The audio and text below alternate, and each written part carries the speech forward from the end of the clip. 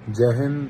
अभी मैंने हमारे हरियाणा के डीजीपी साहब की एक प्रेस कॉन्फ्रेंस देखी, जिसमें कि जब सिक्योरिटी को लेके पत्रकार साथियों ने प्रश्न किया तो उस पे डीजीपी साहब ने जो स्टेटमेंट दी, मैं उससे बिल्कुल संतुष्ट नहीं हूं। उसमें डीजीपी साहब ने कहा कि जिसने मुझे कॉल करके गाली गलौज करी वो मेरा पुराना साथी था। बिल्कुल गाली गलौज हुई। देखो, आधी रात को 2 बजे किसी का कॉल आए और कोई आगे से इस प्रकार से अब्यूजिंग लैंग्वेज इस्तेमाल करे तो स्वाभाविक आगे से उसे उसी हिसाब से उसी की भाषा में व्यक्ति जवाब देगा।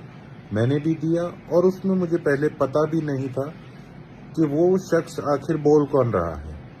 2-3 कॉल आई, तीसरी कॉल में जाके जो है मैंने वो रिकॉर्ड किया कि आखिर ये इंसान है कौन। तो सर, बात ये है डीजीपी साहब कि आपने कहा कि ये कोई टेररिस्ट कॉल नहीं थी। ये तो मैंने भी नहीं कहा कि टेररिस्ट कॉल थी। बिल्कुल ये किसी भी टेररिस्ट की, किसी गैंगस्टर की कॉल ये नहीं थी। यही बात मैंने कही। आपने कहा कि ये मलोट का साथी था, ये सिरसा का साथी था। सर, अगर आज इसको हम गैंगस्टर का एंगल दे दें कि मैं बात को उधर ले जाने की कोशिश कर रहा हूं, मैं तो लेके ही नहीं गया। हम इसका एंगल क्यों बदलें? अगर आज 1.5 लाख लोगों के प्रतिनिधि को इस प्रकार से कोई उसके साथ मिसबिहेव करता है तो उस पे पुलिस का क्या स्टैंड है हमारी स्टेट के अंदर? सर, हम ये जानना चाहते हैं कि अगर एक एमएलए के साथ इस प्रकार से बिहेवियर होगा तो आम आदमी को तो कोई किसी को भी कॉल करके कोई कुछ भी कही दे।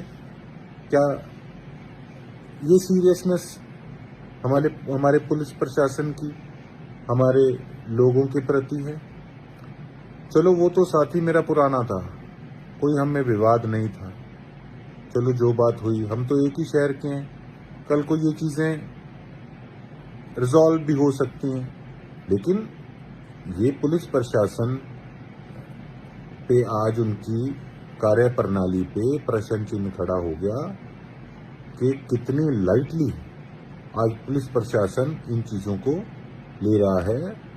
और क्या इस प्रकार से हमारा हरियाणा प्रदेश के लोग अपने आप को सुरक्षित महसूस कर सकते हैं? और अगर कल को इस प्रकार से कोई किसी के साथ बात होती है तो उसकी जिम्मेवारी फिर किसकी होगी?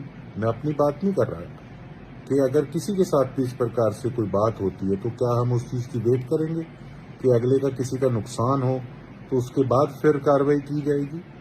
तो इससे पता लगता है कि आज हम सीरियस होके इन चीजों पे पुलिस प्रशासन अपनी कार्रवाई नहीं कर रहा।